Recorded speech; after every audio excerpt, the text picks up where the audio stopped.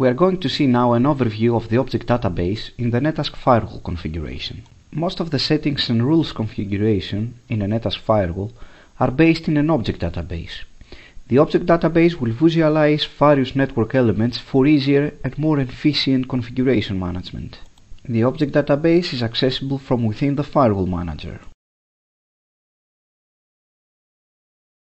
The first category we can see at the object database are the users.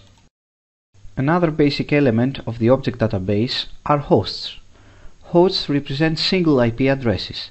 The host entries can be static, meaning that their IP is declared by the administrator, or dynamic, meaning that the host name is resolved periodically by the firewall. Next, there are the IP ranges. As the name declares, they are ranges of IP addresses.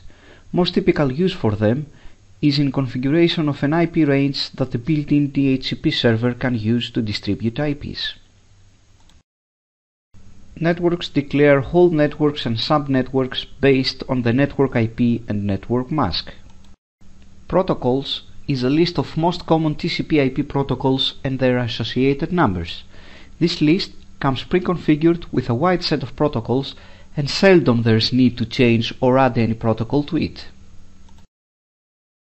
The services category is actually holding the port numbers used by the various TCP/IP services. Again, this list comes pre-configured with a wide range of assigned and well-named ports, while for custom applications the administrator may have to define extra entries. There are also three categories of groups: service groups, user groups, and IP groups. Groups are a set of elements of the object database which make configuration more efficient. In service groups, we can group services.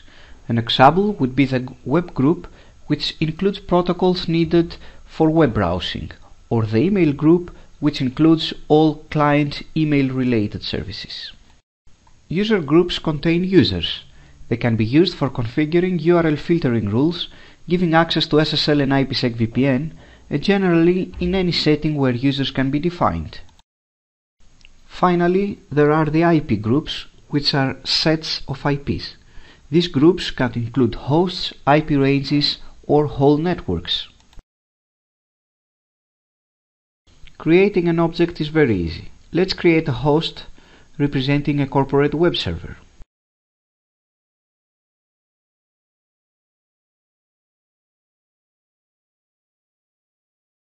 We must configure its IP since we configure it to be a static host.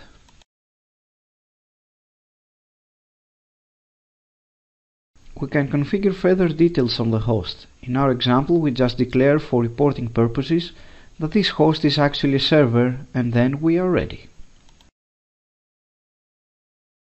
Once we are done, we can see the newly created host in the object database.